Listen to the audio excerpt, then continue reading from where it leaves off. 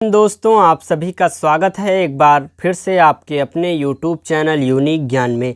आज हम BA 5th semester का राजनीति विज्ञान पॉलिटिकल साइंस का पेपर फर्स्ट का चैप्टर फर्स्ट देखेंगे, जिसमें हमें क्या पढ़ना है, तुलनात्मक राजनीति का अर्थ, परिभाषा, क्षेत्र और महत्व के बारे में हमें पढ़ना है, जिसके बारे में हम बहुत अच्छे से पढ़ेंगे। अगर आप चैनल पर नए हैं तो चैनल को सब्सक्राइब कर लीजिए, साथ ही साथ हमारे टेलीग्राम चैनल को ज्वाइन कीजिए, जहां पर आपको सभी हमारे क्लासेस की नोट्स प्रोवाइड कराई जाती हैं और समय समय पर आप जो कमेंट करेंगे या आपको जो क्लासेस चाहिए होंगी वहां पर आप बता सकते हैं, जिस पर आपका वीडियो बनेगा। तो चलिए देखते हैं तुलनात्मक राजनीति का अर्थ। पहले हम देखेंगे, तत्पश्चात उसकी परिभाषा, क्षेत्र और महत्व के बारे में जानेंगे। द्वितीय विश्व युद्ध के बाद तृतीय विश्व के उदय ने तुलनात्मक राजनीति को व्यापक आधार प्रदान किया है। अब इसका संबंध केवल पश्चिम के देशों व संस्थागत राजनीतिक संरचनाओं से न होकर गैर राजनीतिक संरचनाओं व इन्हें प्रभावित करने वाले गैर राजनीतिक व्यवहार तथा तृतीय विश्व के देशों की राजनीति से भी हो गया है। तुलनात्मक राजनीति जो है आज की कोई आधुनिक व्यवस्था नहीं है, यह प्राचीन समय से चलती आ रही है और अब इसका जो क्षेत्र है वह संकुचित नहीं रह गया है।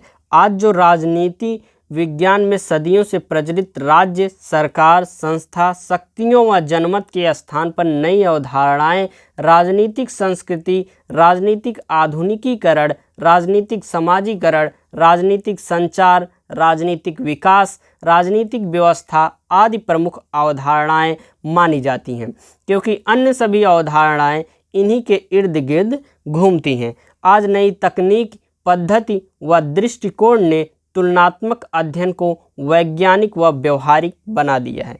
पहले के ज़माने में तुलनात्मक जो राजनीति थी वह तो थी ही, लेकिन अभी जो आधुनिक समय है इसमें नई नई पद्धतियाँ, नए नए दृष्टिकोण, नए नए विद्वान आ गए हैं। नए नए तकनीकों से इसका जो तुलनात्मक अध्ययन है उसको वैज्ञानिक व व्यवहारिक बना दिया गया है। आज इसमें समाजशास्त्र, अर्थशास्त्र, मनोविज्ञान आदि का भी अध्ययन शामिल होने के कारण यह एक अंतर अनुशासनात्मक विषय के रूप में स्थान बना चुका है। आज तुलनात्मक राजनीति का अर्थ किन्हीं दो देशों की सरकारों या संविधानों का तुलनात्मक अध्ययन भर से नहीं है। आज इसमें संपूर्ण विश्व की राजनीति व गैर राजनीतिक संस्थाओं, उनका व्यवहार तथा व्यवहार को प्रभावित करने वाले तत्वों का अध्ययन भी शामिल है। तुलनात्मक राजनीति के बारे में विभिन्न परिभाषाएं दी गई हैं, जो कि हम आपको बताएंगे। पहले के समय में क्या था, अब भी क्या होता है, तुलनात्मक जो राजनीति होती है, जैसे कि किन्हीं दो राज्यों में जो राजनीति हो रही है उनकी तुलना करके जब हम अध्ययन करते हैं तो वही तुलनात्मक राजनीति कहलाती है। कैसे, जैसे कि आप मान लीजिए उत्तर प्रदेश है और बिहार है, दोनों की राजनीति अलग अलग है, लेकिन अगर उत्तर प्रदेश की मान लीजिए राजनीति से विकास हो रहा है उत्तर प्रदेश का, तो जो बिहार की राजनीति है वह लोग उत्तर प्रदेश से तुलना करके उसमें जो होने वाली अच्छाइयों को स्वीकार करके अपने राज्य में भी विकास करने का प्रयास करेंगे। यही तुलनात्मक राजनीति का अध्ययन है या तुलनात्मक राजनीति है। यह मात्र जो राज्यों के बीच में नहीं, बल्कि यह हो सकता है देशों के राजनीति के मध्य भी हो सकता है। जैसे कि भारत वाले अमेरिका की राजनीति को तुलना करके अध्ययन करें और विकास हेतु जो कार्य वहाँ से अध्ययन करने हेतु रहें उसका अपने यहाँ पर एक प्रकार से लागू कर सकते हैं। तुलनात्मक राजनीति को परिभाषित करते हुए राल्फ ब्रायबंती अर्थात ब्रायबंती ने लिखा है कि तुलनात्मक राजनीति सामाजिक व्यवस्था में उन तत्वों की पहचान और व्याख्या है जो राजनीतिक कार्यों और उनके संस्थागत प्रकाशन को प्रभावित करता है। क्या होता है, राल्फ ब्रायबंती ने कहा है कि तुलनात्मक राजनीति जो है वह सामाजिक व्यवस्था में उन तत्वों की पहचान है। किन तत्वों की? जो राजनीतिक कार्यों तथा उनके संस्थागत प्रकाशन को प्रभावित करते हैं। अगला हमारा क्या है, एडवर्ड ए फ्रीमैन ने क्या कहा है, उन्होंने कहा है तुलनात्मक राजनीति के संबंध में लिखा है कि तुलनात्मक राजनीति राजनीतिक संस्थाओं तथा सरकारों के विविध प्रकारों का एक तुलनात्मक विवेचन व विश्लेषण है। सरकारों के विविध प्रकारों का अर्थात विभिन्न प्रकार की, यहाँ पर जो सरकार है उससे अलग सरकार अलग राज्य में होगी या अलग देश में होगी, तो विभिन्न प्रकार के सरकारों के विविध प्रकार के सरकारों के एक तुलनात्मक विवेचन या विश्लेषण है। राय सी मैक्रिडिस के अनुसार यह क्या कहते हैं कि हेरोडोटस तथा अरस्तु के समय से ही राजनीतिक मूल्यों, विश्वासों, संस्थाओं, सरकारों और राजनीतिक व्यवस्थाओं में विविधताएं जीवंत रही हैं और इन विविधताओं में समान तत्वों की छानबीन करने के प्रयास को तुलनात्मक राजनीति विश्लेषण कहा जाना चाहिए। एम कार्टिस जी लिखते हैं कि तुलनात्मक राजनीति राजनीतिक संस्थाओं और राजनीतिक व्यवहार की कार्यप्रणाली में महत्वपूर्ण नियमितताओं, समानताओं और असमानताओं में तुलनात्मक अध्ययन से संबंधित है। अगर हम इस प्रकार से कहा जा सकता है, हमने जो तुलनात्मक राजनीति की अलग अलग विद्वानों से परिभाषा देखी, इस उनसे कहा जा सकता है कि तुलनात्मक राजनीति जो तुलनात्मक सरकारों, गैर शासकीय राजनीतिक संस्थाओं, कबीलों, समुदायों व उनकी प्रक्रियाओं व व्यवहारों का अध्ययन है। तुलनात्मक राजनीति व तुलनात्मक सरकार, यह दोनों अलग अलग शब्द हैं, इसका अलग अलग अंतर होता है, लेकिन शब्द का अलग अलग अर्थ होता है, लेकिन कहीं कहीं पर इन दोनों को समानार्थी के लिए उपयोग में लाया जाता है। तुलनात्मक राजनीति कॉम्परेटिव पॉलिटिक्स, तुलनात्मक सरकार कॉम्परेटिव गवर्नमेंट, ये दोनों अलग अलग वर्ड हैं। अब हम इनमें अंतर देखेंगे। तुलनात्मक सरकार तुलनात्मक राजनीति का एक ही अंग है। तुलनात्मक जो सरकार है वह तुलनात्मक राजनीति का ही एक अंग है।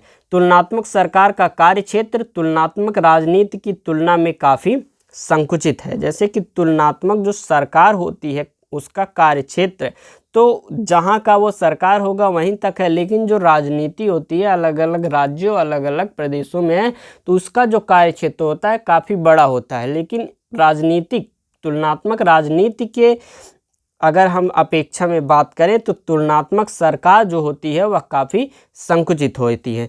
प्रायः इन दोनों का समानार्थी माना जाता है। हमने आपको पहले ही बताया कहीं कहीं पर इनका प्रयोग जो है समानार्थी के दृष्टि से भी होता है, लेकिन इनमें मौलिक व आधारभूत अंतर हैं। इनके अंतर को स्पष्ट करते हुए जी.के. रॉबर्ट्स ने लिखा है कि तुलनात्मक सरकार या शासन का प्रयोग राज्यों, उनकी संस्थाओं और उनके कार्यों से संबंधित कुछ समूहों जैसे राजनीतिक दल, दबाव समूह आदि के अध्ययन के लिए उपयुक्त लगता है, लेकिन तुलनात्मक राजनीति का क्षेत्र व्यापक है जिसमें तुलनात्मक शासन तथा गैर राज्यीय राजनीति जैसे कबीले, निजी संस्थाएं आदि का भी अध्ययन किया जाता है। जैसे कि तुलनात्मक जो हमारा सरकार है उसमें किन किन चीज़ों का अध्ययन किया जाता है, उसमें शासन का प्रयोग, संस्थाओं के बारे में, राजनीतिक दलों के बारे में पढ़ा जाता है, दबाव समूहों के बारे में पढ़ा जाता है। लेकिन इनके अलावा तुलनात्मक राजनीति में किन किन चीज़ों के बारे में, कबीलों के बारे में, किन्हीं की निजी संस्था है उसी के बारे में, अन्य सभी चीज़ों के बारे में तुलनात्मक राजनीति में हमें पढ़ना होता है। तुलनात्मक सरकार के बारे में जिन ब्लॉडेल ने लिखा है कि तुलनात्मक सरकार विश्व की राष्ट्रीय सरकारों के विभिन्न प्रतिमानों का अध्ययन है। इससे स्पष्ट है कि तुलनात्मक राजनीति जो है तुलनात्मक शासन का विकसित रूप है। तुलनात्मक राजनीति किसका विकसित रूप है? तुलनात्मक शासन का विकसित रूप है। तुलनात्मक शासन या सरकार का प्रयोग द्वितीय विश्व युद्ध से पहले तो ठीक लगता था, लेकिन आज नहीं। उसका जो प्रयोग होता था तुलनात्मक शासन का वह द्वितीय विश्व युद्ध से पहले ठीक लगता था, लेकिन आधुनिक समय में तुलनात्मक राजनीति का प्रयोग हो रहा है। आज तुलनात्मक राजनीति का संबंध राजनीतिक व्यवहार की संपूर्ण कार्यप्रणाली से जुड़ गया है। नवोदित राष्ट्रों के रूप में तृतीय विश्व की अंतर्राष्ट्रीय संबंधों में भूमिका के कारण तुलनात्मक अध्ययन की अपनी परंपरागत सीमाएं छोड़कर तृतीय विश्व की ओर प्रस्थान कर चुका है। अर्थशास्त्र, मनोविज्ञान आदि के क्षेत्र में आए व्यापक परिवर्तनों ने राजनीति विज्ञान को नए सिरे से सोचने पर मजबूर कर दिया है। यह जो हमारा राजनीति है यह अर्थशास्त्र से भी जुड़ा है, हमारे मनोविज्ञान से भी जुड़ा है। इनका जो व्यापक परिवर्तन हुआ है इन दोनों के क्षेत्र में, वह हमें नए सिरे से सोचने पर मजबूर कर देता है। 1979 के बाद उत्तर व्यवहारवादी क्रांति ने राजनीतिक विज्ञान को व्यक्ति की राजनीतिक व गैर राजनीतिक गतिविधियों का विश्लेषण करने के लिए बाध्य कर दिया है। सिडनी बर्वा ने केवल पश्चिमी देशों का अध्ययन न करके एशिया, अफ्रीका व लैटिन अमेरिका के नए राष्ट्रों का अध्ययन करने पर जोर दिया है। इससे स्पष्ट संकेत मिलता है कि तुलनात्मक राजनीति का कार्य क्षेत्र बहुत व्यापक हो चुका है, क्योंकि अलग अलग देशों के संविधानों, अलग अलग संविधान नहीं, जैसे कि वहाँ की राजनीति के बारे में, वहाँ के व्यवहार के बारे में पढ़कर अब अलग अलग सुविधाएं हो गई हैं। इसके अलावा यह अपना परंपरागत रूप छोड़कर आधुनिकता की तरफ अग्रसर हो रही है। कौन?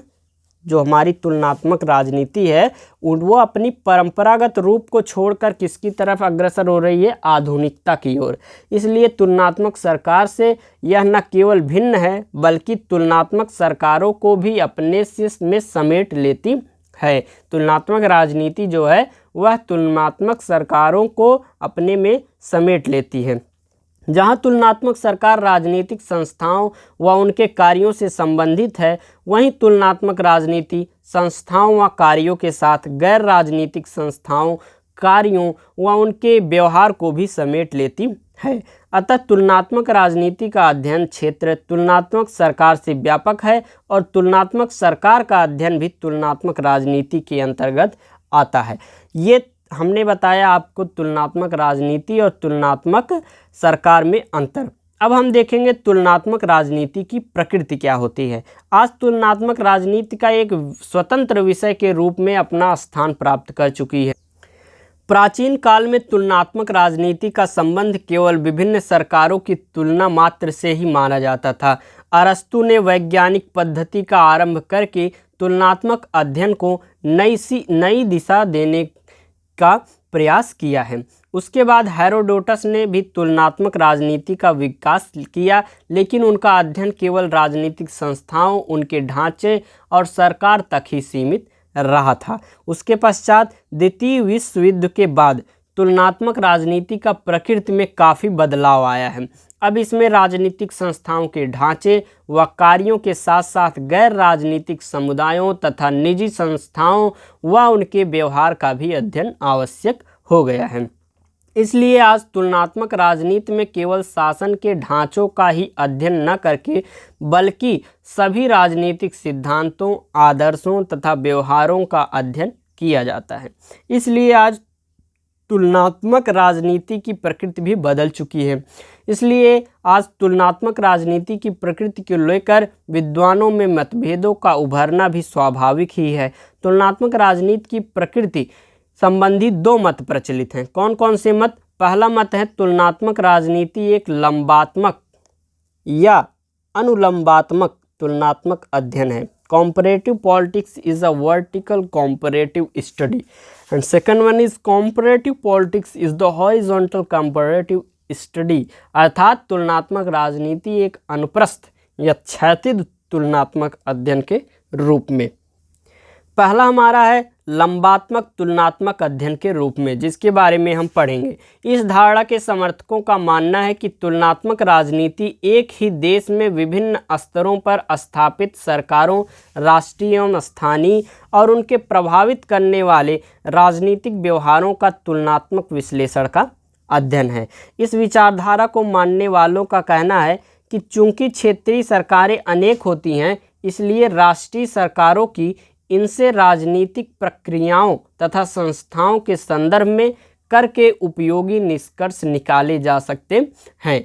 इस धारणा के समर्थकों का कहना है कि तुलनात्मक राजनीति एक ही देश की विभिन्न सरकारों की अनुलंब तुलना इसलिए वे एक ही देश में की विभिन्न सरकारों की तुलना विभिन्न स्तरों पर करने पर जोर देते हैं।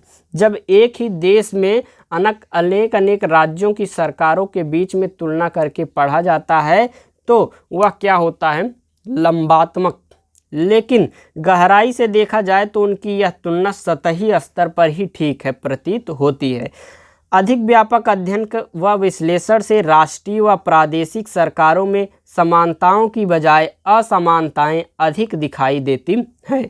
तुलना करने पर इनमें आर्थिक साधनों, नियमों व शक्ति की समानता ही प्रतीत होती है, लेकिन व्यवहार में राष्ट्रीय सरकार के पास आर्थिक साधन अधिक होते हैं। इसलिए आर्थिक साधनों की समानता मात्रात्मक होती है, गुणात्मक नहीं। और इसी तरह नियमों में भी समानता की अपेक्षा असमानता ही अधिक होती है, क्योंकि राष्ट्रीय सरकार के नियमों के पीछे शक्ति का तत्व प्रभावी रहता है। राष्ट्रीय सरकार संप्रभु होने के नाते स्थानीय सरकार से अधिक शक्तिशाली होती हैं और इसीलिए राष्ट्रीय सरकार व स्थानीय सरकार के नियमों में समानता की बजाय असमानता की अधिक होती है। और इसी प्रकार शक्ति के कारण राष्ट्रीय सरकार के पास उत्पीड़न का तत्व होने के कारण वह स्थानीय सरकार से अधिक प्रभावशाली होती है और इस प्रकार इन तीनों समानताओं की अपेक्षा असमानताएं ही अधिक हैं।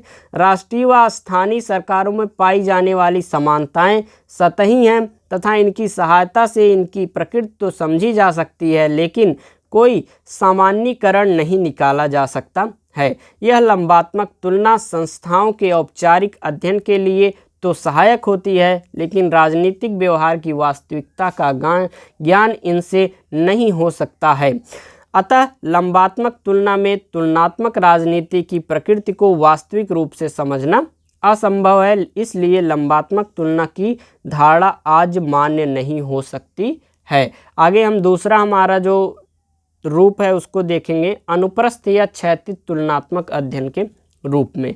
इस धारणा के समर्थकों का कहना है कि तुलनात्मक राजनीति तो राष्ट्रीय सरकारों की क्षैतिज तुलना है। ऐसी तुलना ही वास्तविक अध्ययन की आधार है और राजनीतिक व्यवहार को समझने में सहायक सिद्ध होती है। इस प्रकार की तुलना एक देश की राष्ट्रीय सरकारों में भी हो सकती है और दूसरे देश की सरकारों में राष्ट्रीय सरकारों के साथ भी हो सकती है। यह तुलना समय और भौगोलिक सीमाओं से परे है। इसके द्वारा एक देश की राजनीतिक व्यवस्था का राजनीतिक व्यवहार भी समझा जा सकता है और दूसरे देशों को राजनीतिक व्यवस्था के राजनीतिक व्यवहार से उसकी तुलना भी की जा सकती है।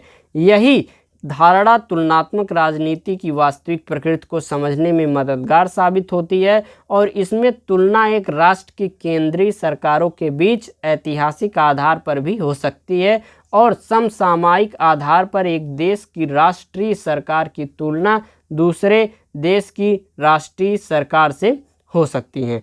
ऐतिहासिक आधार पर एक देश की राष्ट्रीय सरकार की इसी देश की भूतकालीन राष्ट्रीय सरकारों के साथ तुलना की जा सकती है। इस प्रकार की तुलना वर्तमान राजनीति में प्रकृति को समझने में सहायक होती है। जैसे कि अभी जो सरकार हमारी है किसी भी देश की, इसकी तुलना अपने पूर्व जो सरकार है उससे भी करके हम अपने विकास में किस प्रकार के चेंजेस आए, कौन से हमारे योजना थी जिससे चेंजेस आए, इन सभी चीज़ों के बारे में हम अच्छे से जान सकते हैं और आगे इन सभी चीज़ों का प्रयोग करके विकास ला सकते हैं। और प्रत्येक देश की राजनीतिक व्यवस्था के राजनीतिक व्यवहार की जड़ें भूतकाल होती हैं। उदाहरण के लिए भारत की राजनीतिक व्यवस्था तथा राजनीतिक व्यवहार की जड़ें प्राचीन, मध्य व ब्रिटिश शासन के अंतर्गत ढूंढी जा सकती हैं। भारतीय राजनीतिक व्यवस्था में आज भी ब्रिटिश शासन काल के अनेक तत्व मौजूद हैं जो वर्तमान में राजनीतिक व्यवस्था, राजनीतिक व्यवहार के महत्वपूर्ण अंग है। इस प्रकार तुलना समान संस्कृति व सभ्यता वाले राज्यों की शासन व्यवस्था में राजनीतिक व्यवहार को समझने में तो ठीक है, लेकिन अलग प्रकार की सभ्यता व संस्कृति वाले राज्यों की शासन व्यवस्था व राजनीतिक व्यवहार को समझने में परेशानी पैदा करती है। इसलिए इस प्रकार की तुलना का सीमित महत्व है। समसामयिक आधार पर एक जो देश की राष्ट्रीय सरकार की दूसरी राष्ट्रीय सरकारों से तुलना करना बहुत उपयोगी व प्रामाणिक होता है। ब्लैंडेल ने इसे तुलना तुलनात्मक अध्ययन में सबसे उपयोगी व प्रामाणिक माना है। उसने लिखा है कि हमारे पास तुलनात्मक सरकारों के अध्ययन का केवल एक ही दृष्टिकोण शेष है, वह है समकालिक विश्व की राजनीतिक व्यवस्थाओं में संबंधित राष्ट्रीय सरकारों का राष्ट्रीय सीमाओं से आर पार अध्ययन करना।